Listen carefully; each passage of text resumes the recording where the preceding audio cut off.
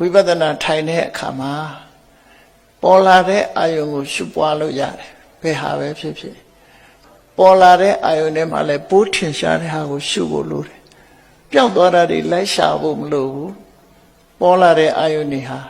ကိုယ့်ရဲ့နှလုံးထဲမှာပေါ်လာတယ်မျက်စိမှိတ်ထားတယ်ဆိုရင်တော့ပေါ်လာနိုင်တာကတော့ခုနကထွက်လေဝင်လေထိတာတို့တိတာတို့ဒါတွေကပေါ်လာနိုင်တယ်အဲ့တော့ထိတာလေးကဝါယောဖုတ္တပကကာယပတာရကိုလာထိတယ်ဝါယောဖုတ္တပနဲ့ကာယပတာရသည်ယုတ်တရားဘာကြောင့်ယုတ်တရားလို့ပြောတော့ဆိုရင်သူတို့ကသိနိုင်စွာမရှိဘူးသူတို့နှစ်ခုထိလိုက်လို့သိလာတဲ့အသိစိတ်လေးကနတ္တရားဘာကြောင့်လို့ဆိုရင်ထိမှုဆိုတဲ့အာယုံကိုရှားယူနိုင်လို့သူကနတ္တရားအဲ့တော့ယုံနဲ့နာနှစ်ခုပဲရှိတယ်ဆိုတာလေးကိုအာယုံစိုက်ပြီးအသက်မှန်မှန်လေးရှုနေတာဒါလည်းပဲကမ္မထာပဲနောက်တစ်ခုကထွက်လေဝင်လေပေါ်မှာအာယုံကမရောက်ဘူး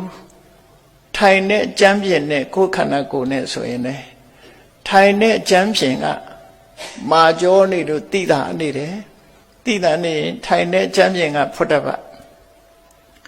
တပအာယုံထိုင်တဲ့ကိုယ်ခန္ဓာကိုယ်ကြီးက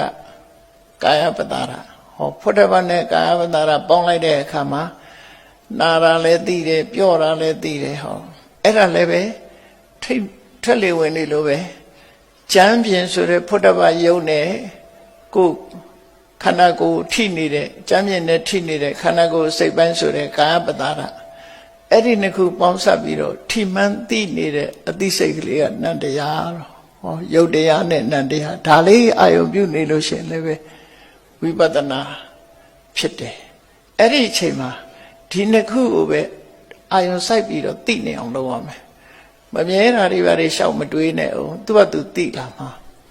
အဲ့တော့ကိုတတိထားရမှာကနှစ်မျိုးပါလားဆိုတာကိုသိနေဖို့လိုတယ်ငါထိုင်နေတာတစ်မျိုးတည်းလို့ထိုင်အောင်မေးနေတယ်ချိလိုက်တဲ့အခါလူရဲ့ပုံမှန်တဏ္ဍာနဲ့အလုံးမေးထားလိုက်ပြီးတော့အောက်ကမာတဲ့ပြောတဲ့ထိုင်ကုန်ရဲ့ကိုယ့်ရဲ့ထိုင်ကုန်နဲ့ထိနေတဲ့ခန္ဓာကိုယ်စိတ်ပိုင်းရဲ့အဲ့ဒီနှစ်ခုကာယပတာရနဲ့ဖုတ္တပယုံဒီနှစ်ခုထိနေတာထိမှန်းသိလိုက်တဲ့ကာယဝိညာဉ်စိတ်ရဲ့အဲ့ဒီသုံးခုဟာဒီစက်စက်ပြတ်ဖြစ်နေတယ်အဲ့ဒီသုံးခုကိုပထမဆုံးသိရှိနားလည်နေအောင်သိတာဒါကိုညာတပရိညာလို့ပြောတယ်သိတဲ့သိလိုက်တာတွေကိုသိနေ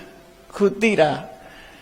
ထိုင်နေတော့သိတယ်ဆိုလို့ရှိရင်အောက်ကဖုတ္တပဆိုတဲ့ထိုင်ကုန်ရဲ့အထီတွေကိုသိတယ်ကာယပတာရကိုသိတယ်ထိမှန်ဒီနှစ်ခုထိလိုက်တာကိုဖြစ်ပေါ်လာတဲ့အသိစိတ်ကိုသိတယ်သုံးမျိုးအသိရှိလာတယ်သုံးမျိုးဟာနှစ်မျိုးကယုတ်တရားသိတာကနန္တရားလို့ဆိုယုတ်နဲ့နံနဲ့ခွဲလာတယ်အဲ့ဒီယုတ်နဲ့နံနဲ့သဘာဝတရားနှစ်ခုကိုပဲမိမိရရကြီးဖြစ်လာအောင်သိသိတယ်ဆိုသိသိတယ်ဆိုအလုံးခြုံပြီးတော့သိတယ်လို့ဆိုလိုတယ်ပေါ့သိတာပြောတာနော်ရှုံမှန်းသိလိုက်တယ်နာမှန်းသိတယ်ဒါကလွဲလို့ဘာမှမရှိဘူးဆိုတာသိလာတယ်အဲ့ဒီယုံနဲ့နာနှစ်ခုသိသိသိရှိမှုဒီဒါဟာဝိပဿနာတရားရဲ့အာယုံပဲလို့တို့မှတ်ရအဲ့ဒါဝိပဿနာရဲ့အာယုံကဒါကိုပြည့်ညက်တွေကိုလိုက်ပြီးတော့အာယုံပြောမှာမဟုတ်ဘူးကိုလက်တွေ့အောက်ကဖုတ္တပဆိုတဲ့ထိစေရရဲ့ဒီကာပတာရဆိုတဲ့အထိခံရဲ့အဲ့ဒီနှစ်ခုပေါင်းပြီးတော့သိတဲ့စိတ်ရဲ့ယုံနဲ့နံဒီနှမျိုးဟာငါမှာဒီယုံနဲ့နှမျိုးသာရှိတယ်လို့ထွက်လေဝင်လေမှတ်ရင်လည်းအဲ့ဒီတိုင်းပဲဒါမျက်စိမိတ်ထားတဲ့အချိန်မှာအဲ့ဒါလိုဖြစ်တယ်တခြားနည်းနဲ့ပြောမှဆိုရင်နှာခေါင်းနဲ့အနံ့ရလာပြီဆိုရင်အနံ့ကယုတ်တစ်ခုအဲ့ဒီအနံ့ထိတဲ့ခန္ဓာပတာရဆိုတဲ့အနံ့ရတဲ့နေရာကယုတ်တစ်ခုအဲ့ဒီနှစ်ခုပေါင်းစုံခြင်းကြောင့်အသိစိတ်လေးပေါ်လာတဲ့ခန္ဓာဝိညာဉ်စိတ်အဲ့ဒါလေဝိပဿနာရှုလို့ရမယ်ရှာနဲ့သွားကိုထိုးမိလို့ရှိရင်လည်းဖုတ္တပယုံနဲ့ရှုရမယ်အဲ့ဒါကြတော့ရှာနဲ့သွားကိုထိုးမိတယ်ဆိုလို့ရှိရင်သွားရဲ့မာကြောတဲ့သဘောကိုတတိထားမိတယ်ဆိုလို့ရှိရင်ဒီကသွားကဖုတ္တပယုံရှာမှာရှိတဲ့ဒီမာရာကိုခံယူတဲ့ကာယပတာရကဝတ္ထု အဲ့ဒီနှစ်ခုပေါင်းစပ်လိုက်တဲ့အခါမှာမှန်သိလိုက်တဲ့စိတ်ကပေါ်လာတယ်ဒါကကာယဝိညာဉ်စိတ်လို့ပဲခေါ်တယ်ရှာနဲ့ပတ်သက်ပေမဲ့လို့ဇီဝဝိညာဉ်စိတ်မဟုတ်ဘူးဒီဟာနော်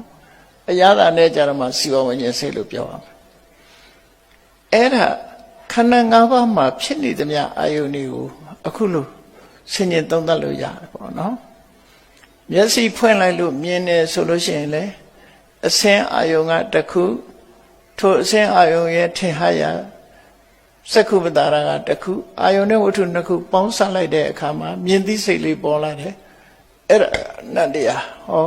နေရာတိုင်းမှာယုံတဲ့နံဖြစ်နေတယ်ဆိုတာလေးကိုအဲ့ဒါကိုစင်စစ်မပြတ်သိအောင်ကြိုးစားနေရမယ်ရှေ့မတိုးနဲ့အဲ့ဒါပဲလုပ်နေအဲ့ဒါကိုပိုင်နိုင်ကြီးသိသွားပြီဆိုမှဒါသဘာဝလက္ခဏာကိုသိတယ်လို့ခေါ်တယ်သဘာဝလက္ခဏာသိအောင်ဘယ်လိုလုပ်ရမှာလဲဆိုရင်မြင်လာတဲ့အာယုန်လေးကသူကမျက်စိထဲမှာပေါ်လာတတ်တဲ့သဘောတရားပါလားဆိုတာဒါသူ့ရဲ့သဘာဝကိုသိတာမျက်စိလေးကြတော့အစင်းအာယုန်ကိုလက်ခံတတ်တဲ့သဘောပါလားလို့သိရင်ဒါစက္ခုပ္ပတာရကိုသိတာအဲ့ဒီယုတ်တည်းရဲ့သဘာဝနှစ်ခုကိုသိပြီးတော့မြင်သိစိတ်လေးပေါ်လာပြီဆိုလို့ရှိရင်အာယုန်အထုနဲ့ပေါင်းပြီးတော့ဖြစ်ပေါ်လာတဲ့အာယုန်လေးကိုသိတတ်တဲ့သဘောတရားရှိပါလားဆိုတာဒါကြတော့သိစက္ခုဝိညာဉ်စိတ်ကိုရဲ့သဘာဝကိုသိတာအဲ့ဒီသဘာဝလေးသိဖို့ပဲကြိုးစားဒီပြင်ဘာမှမစင်စားနဲ့ကိုယ်တဏ္ဍမှာတကယ်ဖြစ်နေတဲ့သဘာဝတရားတွေကိုသိအောင်ကြိုးစားနေတာကိုနာမရူပပရိစ္ဆေဒဉာဏ်လို့ခေါ်တယ်တရဝတဏ္ဍပျောက်သွားပြီဟုတ်လားမျက်စိဆိုတဲ့အတွေးလည်းပျောက်သွားပြီဒီနှာခေါင်းဆိုတဲ့အတွေးကိုယ်ကာယဆိုတဲ့အတွေးတွေလည်းပျောက်သွားပြီယုံနဲ့နာနှစ်မျိုးတည်းပဲဆိုတဲ့အမြင်မျိုးထီအောင်မြင်လာပြီဆိုလို့ရှိရင်တော့အဲ့ဒါဟာဒိဋ္ဌိဝိတ္တုလို့ခေါ်တယ်အဲ့ဒါတွေမရဘဲနဲ့ရှေ့ကြော်ပြီးသောတာပန်ဆိုမဖြစ်ဘူးနော်အဲ့ဒီအစဉ်တိုင်းသွားတာတော့နာမရူပပရိစ္ဆေဒဉာဏ်ပထမယုံနဲ့နံကွဲတယ်နောက်ပြီးရင်ဒိဋ္ဌိဝိတ္တုနာမရူပပရိစ္ဆေဒဉာဏ်ကိုပဲဒိဋ္ဌိဝိတ္တုလို့ခေါ်တာအဲ့ဒီနှစ်ခုဟာဝိပဿနာရဲ့အစပဲရှိသေးတယ်ဝိပဿနာလို့ကိုမခေါ်ရသေးဘူးအဲ့ဒီအဆင့်ရောက်အောင်ကိုတော်တော်ကြိုးစားအဲ့ဒီအဆင့်တွေကြော်သွားပြီးတဲ့အခါကျတော့မှဘာကြောင့်ဖြစ်တယ်ဆိုတာအကြောင်းကိုပါတွဲဖက်သိလာလို့ရှိရင်ကင်္ခာဝိတရဏဝိတ္တုနဲ့ပစ္စယပရိက္ခဉာဏ်ဆိုတာဖြစ်တယ်အဲ့ဒီဉာဏ်နှစ်ခုရဖို့ကိုမနေကြိုးစားမနေကြိုးစားမနေအာရုံပြုပြီးတော့ကြိုးစားအဲ့တော့ဝိပဿနာတရားအထုတ်တဲ့အခါမှာအဲ့ဒီတင်ညာသရဝါဆိုတဲ့တင်ညာငါဆိုတဲ့တင်ညာလူရဲ့ပုံပန်းတဏ္ဍာဆိုတဲ့အမှတ်တင်ညာတွေအားလုံးပျောက်သွားပြီးယုံနဲ့နှမျိုးပဲဆိုတာကိုမြင်သိထိအောင်အခြေခံကိုရအောင်လုပ်ရမယ်အဲ့ဒါမရဘဲနဲ့အထက်တဲ့တော့လမ်းကျမှာပဲဒါနော်အထက်တော့ရောက်မှာမဟုတ်ဘူးလမ်းကျသွားမှာပဲဘာလို့လဲဆိုဖောင်ဒေးရှင်းမရှိဘဲနဲ့အိမ်ဆောက်တာနဲ့အလားတရံတူတယ်ပြိုကျသွားမှာပဲအဲ့တော့ပြိုကျသွားမယ်ဆိုဝိပဿနာဆိုတဲ့အထုပ်ဘယ်တော့မှတတ်လို့မရဘူးပြိုကျမှာပဲအဲ့တော့အဲ့ဒါတွေကိုအချိန်များယူပြီးတော့ကြိုးစားအထောက်ကြရမှာကဲအခုရှင်းပြတာတွေနားလည်လောက်ပါပြီသမထလုပ်မယ်ဆိုရင်လည်းသမထပြီးပြင်းဖြစ်အောင်လုပ်ရမယ်ဝိပဿနာလုပ်တယ်ဆိုရင်လည်းဝိပဿနာပြီးပြင်းဖြစ်အောင်လုပ်ရမယ်ကမ္မထထိုင်နေတိုင်းဒီတရားတွေဖြစ်နေတာမဟုတ်ဘူးကိုယ်တိုင်ကိုကြိုးစားပြီးကိုယ်ရင်ထဲမှာဘာတွေဖြစ်နေလဲဆိုတော့ကိုယ်အသိဆုံးပဲသူများမသိဘူးဒါမှမဟုတ်ကိုယ်သိသူများကိုလိန်နာညတာတယ်ကိုယ့်ကိုလိန်နာညတာမဖြစ်စေဘူးကိုယ့်ရင်ထဲမှာဝိရိယတွေတိုးတက်လာလားတတိတွေတိုးတက်လာသလားတမာတိတွေတိုးတက်လာသလားပညာတွေဖြစ်လာသလားဆိုတဲ့ပေါ်မှာမူတည်ပြီးတော့ဆုံးဖြတ်ချက်ချဘယ်သူပြောလို့မှမယုတ်လေနဲ့တရားဆိုတာနော်လမ်းကြောင်းပဲပေးတာဖြစ်တယ်အေးဒါကြောင့်မို့သစ္စာပြဟောကြားတဲ့တရားဓမ္မကိုအခွင့်အခါကြုံကြိုက်တဲ့အချိန်မှာမှန်ကန်တဲ့လမ်းကြောင်းကနေတို့တွေစ조사အထောက်ကြမယ်လို့ကိုယ်စီစိတ်ထားပြီးတော့တရားဓမ္မကိုဆက်လက်ကျင့်သုံးပွားများအထောက်